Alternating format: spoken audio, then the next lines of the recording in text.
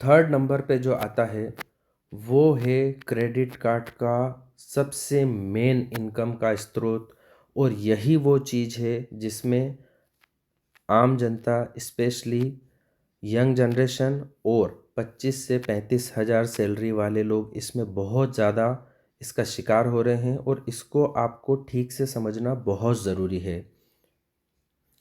तो दोस्तों, सबसे पहले आपको ये जानना पड़ेगा कि क्रेडिट कार्ड में पेमेंट साइकिल होता है एक। सपोज़ करिए कि आपने कोई सामान क्रेडिट कार्ड से ख़रीदा है, या फिर आपने क्रेडिट कार्ड को कहीं यूज़ किया है पेट्रोल, डीजल या किसी सामान को परचेस करने में।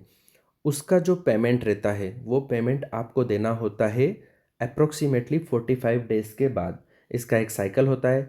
मान लीजिए कि 1 तारीख से 30 तारीख के बीच में आपने कोई सामान परचेस किया है, तो उसका जो पेमेंट करना होता है, उसकी बिल डेट होती है वो नेक्स्ट मंथ की 15 तारीख के आसपास आती है। तो यहाँ पर जो है, आपने पूरे महीने में जो स्पेंड किया है, और सपोज़ करिए कि उसका बिल बना है 50,000 रुपये, वो आपको देना है अगले महीने की 15 तारीख को। और यहीं पर आपके साथ में हो जाता है खेल। कैसे? सपोज़ करिए कि आपके क्रेडिट कार्ड की लिमिट है 300 रुपीज़, और आपका बिल बना है 100 रुपीज़ का। ये हम एग्ज़ाम्पल ले रहे हैं। तो जो आपका बिल डेट थी, उस दिन आपको 100 रुपये पे करना है।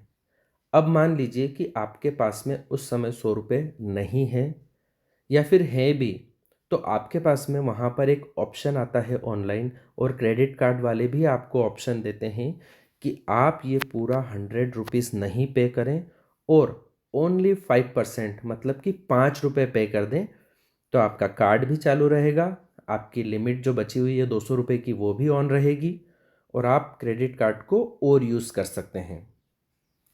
तो दोस्तों, यहीं से होता है ये खेल चालू। आपका जो टोटल बिल ड्यू था 50,000 रुपीज़ या 1 लाख रुपीज़, जो भी, आपने वो बिल पूरा नहीं भरा और सिर्फ मिनिमम ड्यू अमाउंट वो पे कर दिया, जिससे आपका कार्ड तो ब्लॉक नहीं होगा, आपकी स्पेंड लिमिट भी ऑन रहेगी, लेकिन जो पैसा बचा हुआ है उस पर आपको एडिशनल इंटरेस्ट रेट देना पड़ेगा। और वो जो इंटरेस्ट रेट है वो बिल्कुल एक इतना ज़्यादा रेट ऑफ इंटरेस्ट होता है कि सारे पर्सनल लोन, बिजनेस लोन से भी ज़्यादा रेट ऑफ इंटरेस्ट। आइए इसको समझते हैं। मान लीजिए कि 50,000 रुपये आपका बिल है, आपने वो बिल नहीं पे किया टाइम पर, और उसका जो मिनिमम अमाउंट ड्यू है वो बनता है 2,500 रुपये। तो आपने सोचा कि अभी 2,500 रुपये पे कर देते हैं, पूरा बिल भरने की ज़रूरत नहीं, अपना कार्ड भी चालू रहेगा और अपना काम चलता रहेगा। तो ये जो 2,500 रुपये आपने जमा किए हैं, अब आज से ही इस 50,000 रुपये पे रेट ऑफ इंटरेस्ट चालू। और ये रेट ऑफ इंटरेस्ट मैक्सिमम कंपनियों में कम से कम भी माने तो 3% मंथली होता है। तो 3% के हिसाब से भी अगर आप देखें तो 1,500 रुपये जो रहेगा वो आपका ब्याज बनेगा, और मूल रकम में जाएगा सिर्फ 1,000 रुपये। मतलब जो 2,500 रुपये आपने दिए हैं उसमें से आपका जो प्रिंसिपल अमाउंट है वो तो सिर्फ 1,000 रुपये कम हुआ है, 1,500 रुपये मिला क्रेडिट कार्ड को एज अ इंटरेस्ट। तो इस तरह से आप हर महीने इस 50,000 रुपये को नहीं भरते और सिर्फ 2,500 रुपये भरते हैं, तो ऐसे करते करते आपको 9 वर्ष लग जाएंगे इस 50,000 रुपये को चुकाने में। आप टोटल 1,15,000 रुपये लगभग जमा करेंगे, जिसमें से 50,000 का जो ब्याज है वो 65,000 रुपये के आसपास आप इसमें जमा करेंगे। तो ये है क्रेडिट कार्ड कंपनी की असली इनकम, और इसी में लोग फंस जाते हैं कि हमें अपना पूरा बिल नहीं देना है और मिनिमम ड्यू अमाउंट देना है, और इस चक्कर में फंसने से वो डबल से भी ज़्यादा पैसा इसमें दे देते हैं। तो दोस्तों, यहाँ पर समझने वाली बात ये है कि आप अपने क्रेडिट कार्ड को अगर यूज़ करें तो अपना बिल पूरा कंप्लीट 100% लास्ट डेट पर पे कर दें। अब दोस्तों, नेक्स्ट स्लाइड में हम आपको बताएंगे कि सही तरीका क्या है क्रेडिट कार्ड को यूज़ करने का। और अगर आपने इसको ठीक से समझ लिया तो आप ये समझ लीजिए कि आप कभी भी इस तरह के क्रेडिट कार्ड के चंगुल में या फिर इसके अलावा भी कोई चीज़ें ऐसी होती है जिसमें आप फंस सकते हैं, वो आप नहीं फंसेंगे। दोस्तों, मैं आपको 6 ऐसी बातें बताऊंगा जिसका आपने ठीक से ध्यान रख लिया तो आप क्रेडिट कार्ड के इस जाल में कभी नहीं फंसेंगे और आपका कभी भी नुकसान नहीं होगा। सबसे पहले नंबर पर बात, आपका जो बिल है उसे आप टाइम पर चुकाइए और कंप्लीट चुकाइए। आपको मिनिमम ड्यू अमाउंट नहीं देना है, कंप्लीट बिल पे करना है। इसके लिए सबसे इम्पोर्टेंट चीज़, अगर आपके पास आपका क्रेडिट कार्ड आपके सेविंग या करंट अकाउंट से लिंक है तो उसमें एक ऑप्शन आता है ऑटो पे।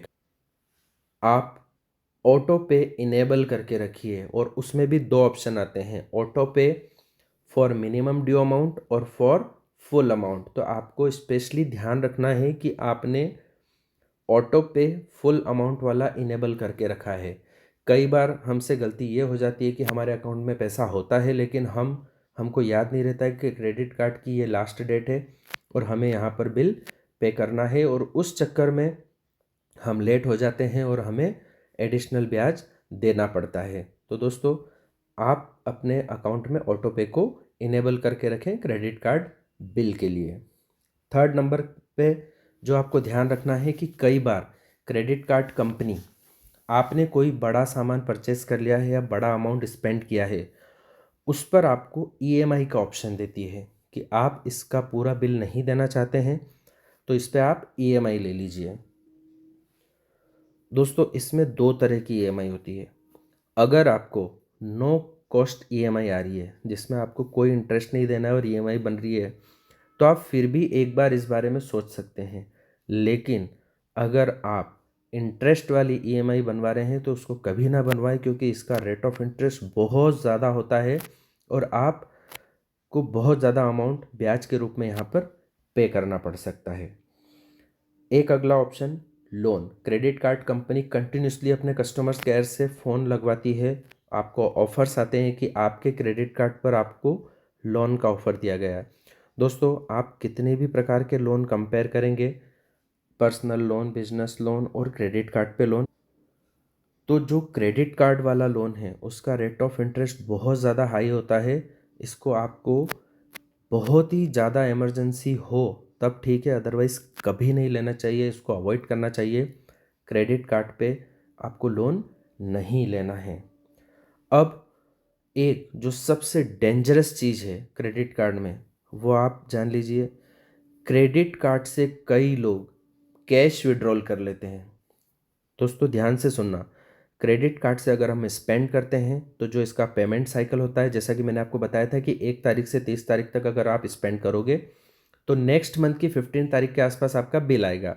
बट अगर आपने क्रेडिट कार्ड से विड्रॉल की है मनी, आपने एटीएम में गए, क्रेडिट कार्ड लगाया हो और 1,000 रुपये विड्रॉल कर लिया या 10,000 रुपये विड्रॉल कर लिए, तो इमीजिएटली आपको पास पैसा तो आ जाएगा, बट ये आपको एक इमीजिएट लोन हो जाएगा और पहले ही दिन से जब आपने कैश निकाला है उसी दिन से आपका इंटरेस्ट चालू हो जाएगा। और क्रेडिट कार्ड का इंटरेस्ट आपको पता है लगभग लगभग 3 से 4% या 5% तक भी जा सकता है। आपको ये बिल्कुल नहीं देना है और ये मंथली होता है। मंथली 3% बहुत ज़्यादा होता है। आप सोच लीजिए कि सालाना 36%, तो ये इंटरेस्ट आपको नहीं देना है। इसलिए ध्यान रखें कि क्रेडिट कार्ड से कभी भी कितनी भी इमरजेंसी आ जाए पैसा विड्रॉल नहीं करना है। अब एक लास्ट चीज़ इसके अंदर मैं आपको बताता हूँ, कई बार क्रेडिट कार्ड जिनके पास होता है और जिनकी लिमिट अच्छी होती है उनके मन में लालच आ जाता है कि क्रेडिट कार्ड से क्यों ना अमाउंट निकाल लिया जाए, चाहे कैश ना निकालें, किसी तरह से कहीं स्पेंड करके और वहाँ से अमाउंट ले लिया जाए और इसको इन्वेस्ट कर दिया जाए। दोस्तों, कई लोग ऐसा सोचते हैं कि क्रेडिट कार्ड के पैसे को किसी तरह से किसी एप्लीकेशन के माध्यम से सेविंग अकाउंट में ले आएं और शेयर मार्केट में या किसी चीज़ में इन्वेस्ट कर दें तो यहाँ पर इतना इंटरेस्ट लगेगा और हम यहाँ से इतना कमा लेंगे। दोस्तों, इस चक्कर में आप बिल्कुल मत फंसिए, क्योंकि कई लोग ऐसे होते हैं कि क्रेडिट कार्ड के पैसे को मार्केट में या कहीं पे इन्वेस्ट कर देते हैं। अब क्रेडिट कार्ड का जो पैसा होता है वह एक ऐसा पैसा होता है जिसको आपको एक टाइम लिमिट के अंदर चुकाना होता है। और इन्वेस्टमेंट या शेयर मार्केट में इन्वेस्ट एक ऐसी चीज़ है जहाँ पर कोई फिक्स टाइम नहीं है कि आपको हो सकता है 2 दिन के अंदर ही आप कमा लो, या फिर हो सकता है कि आपको 2 साल तक भी वेट करना पड़े रिटर्न्स के लिए। तो आपको क्रेडिट कार्ड का जो भी पैसा है उसको कभी भी कहीं पे इन्वेस्ट नहीं करना है। आप सिर्फ क्रेडिट कार्ड को नॉर्मल यूज़ करिए और टाइम पे बिल पे करिए। तो दोस्तों, ये कुछ इम्पोर्टेंट पॉइंट थे कि आपको अपने क्रेडिट कार्ड को सही तरीके से कैसे यूज़ करना है। अगर आपने ये समझ लिया तो आपको कभी भी क्रेडिट कार्ड से रिलेटेड प्रॉब्लम नहीं आएगी। अब एक लास्ट में पॉइंट बचा है कि आप अपने लिए सही क्रेडिट कार्ड को कैसे चुनें।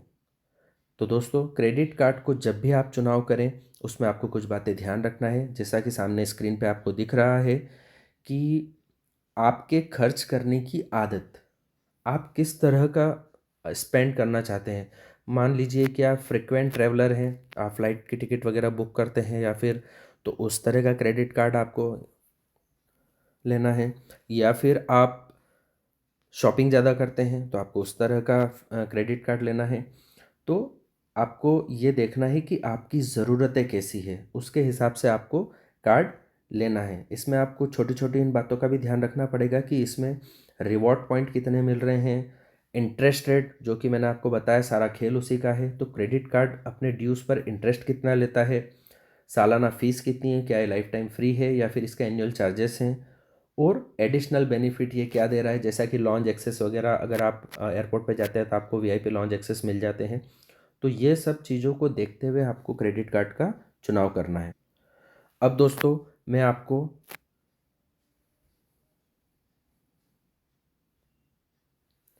6 ऐसे क्रेडिट कार्ड बताऊंगा जो आपके लिए अच्छे हो सकते हैं। और ये कैटेगरी है 25 टू 35 या 40 के सैलरी वालों के लिए, 25 से 35 हज़ार सैलरी वालों के लिए। दोस्तों, सबसे पहले मैं आपको ये बता दूं कि ये क्रेडिट कार्ड जो मैं आपको बता रहा हूं, इसमें मैंने किसी प्रकार का कोई भी लिंक अपने वीडियो के डिस्क्रिप्शन में नहीं दिया है, और ये किसी कंपनी के कहने पर या फिर स्पॉन्सर्ड वीडियो नहीं है। मैंने इनको काफ़ी रिसर्च करके और आपके लिए खोजा है, और आपको भी अच्छे से इनको देख के समझ के आपकी ज़रूरत के हिसाब से लेना है। और आप जहाँ से चाहें वहाँ से आप इनको ले सकते हैं, डायरेक्ट बैंक में जाके अप्रोच करके ले सकते हैं। हम इसको कोई लिंक वगैरह के द्वारा आपको परचेस करने के लिए नहीं बोल रहे हैं। तो आइए दोस्तों, शुरू करते हैं। सबसे पहले हम बात करेंगे SBI का सिंपली सेव क्रेडिट कार्ड। इसमें 10x रिवॉर्ड पॉइंट है, और 1 पॉइंट 150 रुपये के स्पेंड पे आपको 1 पॉइंट मिलता है, और 1 पॉइंट जो है वो 25 पैसे के बराबर है। तो इस हिसाब से आप इसका कैलकुलेशन कर सकते हैं। और वेलकम बोनस पे यहाँ पर मिलता है आपको 2000 रुपीज़, 2000 पॉइंट सॉरी का बोनस। एनुअल फीस इसकी जो है 499, वेवर भी अवेलेबल है, और joining fees 499 plus tax. Rate of interest इसका 42%। ICICI platinum chip credit card, ये सेकंड नंबर पे आता है। इसमें आपको रिवॉर्ड पॉइंट मिलते हैं ऑल स्पेंड्स पर 8 पॉइंट 0.25 पैसा। डाइनिंग बेनिफिट्स, फ्यूल बेनिफिट्स, इसकी जो ज्वाइनिंग फ़ीस है 199 रुपीज़ है, और एनुअल फीस 99 रुपीज़ है। इसका इंटरेस्ट जो है 40.80% annual, cash advance fees 2.5%। Third number पे है यस बैंक का एस क्रेडिट कार्ड। इसका रिवॉर्ड पॉइंट जो है आपको यहाँ पर ऑल स्पेंड पे मिलता है, और 1 पॉइंट इज इक्वल टू 0.25 पैसा। 1250 बोनस पॉइंट आपको मिलते हैं वेलकम ऑफर पे। एन्यूस एनुअल बोनस, फ्यूल बेनिफिट, ये आपको एडिशनल मिलेगा। ज्वाइनिंग फीस इसकी है 399 रुपीज़, और एनुअल फीस भी है इसकी 399, और इसका रेट ऑफ इंटरेस्ट है 42%। दोस्तों, रेट ऑफ इंटरेस्ट आपको देखना काफ़ी ज़रूरी है। अगला नंबर आता है HDFC money bank credit card. दोस्तों, ये सबसे फेवरेट क्रेडिट कार्ड है। रिवॉर्ड पॉइंट इसका जो है ऑल स्पेंड पर 1 पॉइंट, और इसका जो 1 पॉइंट की कीमत है 0.20% है। इसमें इसमें आपको 5% तक कैशबैक मिलता है, ये बहुत ही इम्पोर्टेंट है। और ट्रैवल बेनिफिट्स भी हैं इसके, फ्यूल बेनिफिट्स भी है, और ज्वाइनिंग फीस जो है इसकी 500 रुपये है, और एनुअल फीस भी 500 रुपये। इंटरेस्ट रेट इसका 41.88। लेकिन इसकी सबसे अच्छी बात जो है वो है कैशबैक, 5% बहुत होता है। अगला है HDFC Bharat cashback credit card. अब ये भी एक अच्छा क्रेडिट कार्ड है। इसमें आपको मैक्सिमम 150 पर मंथ आपको रिवॉर्ड्स पॉइंट मिलते हैं ऑल स्पेंड पे। फ्यूल बेनिफिट्स वगैरह सब सेम है। ज्वाइनिंग फ़ीस जो है वो 500 रुपये, एनुअल फीस भी इसकी 500 रुपये। लेकिन आपको इन दोनों ही क्रेडिट कार्ड पे अगर आपका अकाउंट HDFC बैंक में है तो हो सकता है लाइफ टाइम फ्री